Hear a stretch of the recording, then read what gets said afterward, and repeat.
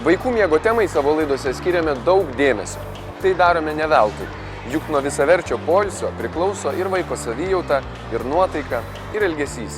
Šį kartą, kalbėdami apie priemonės padedančias saugoti mažųjų sapną, atsižvelgėme ir į jūsų atsakymus mūsų laidos svetainėje vykstančioje viktorinoje. Nemažai mamų nurodė, kad į naujagimio kraitelį įtraukia ir tokį pirkinį kaip mobilioji racija, kitaip vadinama auklė. Rubriką remia užsienio kalbų mokykla Intelligent Mind.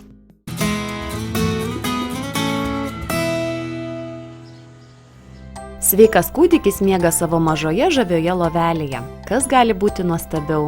Tačiau tai tikrai nereiškia, kad jauna mama gali ramiai ilsėtis kitame kambaryje ar tiesiog virtuvėje gaminti vakarienę.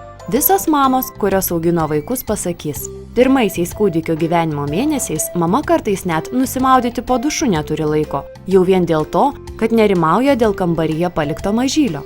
O kas bus, jei prabus ir pradės verkti?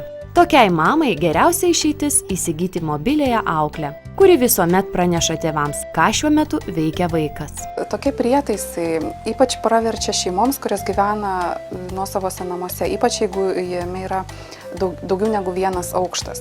Tai yra daug patogiau, turint tokią pagalbą, net puola būtinybę laipioti laiptais aukštyn žemyn daug kartų per dieną. Mobilioji auklė pravers ir tuomet, jei šeima išsiruošia į iškylą gamtoje.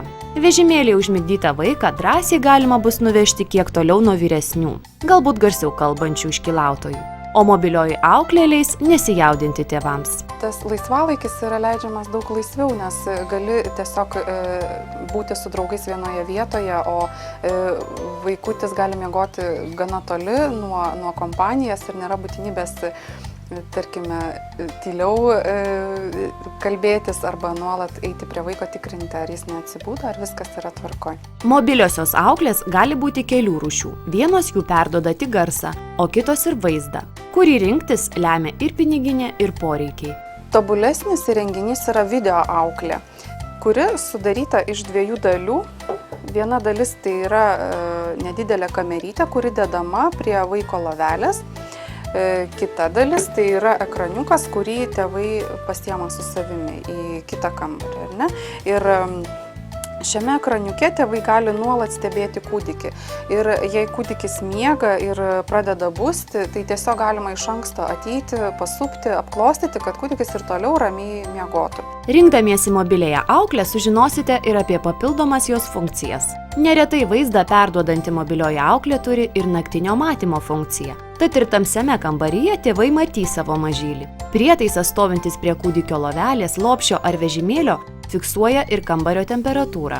Taip pat dar gali būti abipusio garso ryšio funkcija, tai yra nuspaudus mygtuką galima su vaiku kalbėti ir raminti jį per atstumą, kol ateiname iki jo kambario jį nuraminti. Mobilioji auklė tėvus gali apsaugoti dar nuo vienos baimės, ypač pirmaisiais kūdikio gyvenimo mėnesiais. Juk dažnai mamos lenkiasi prie miegančio mažylio pasiklausyti, ar jis kvėpuoja. Tiek radio, tiek video auklės gali turėti papildomą priedą, tai yra vaiko judesių jutiklį.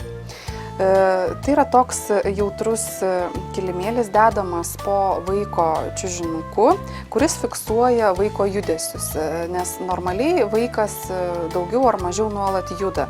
Galų galiais nuolat kvėpuoja, tai irgi duoda tam tikrą judesį.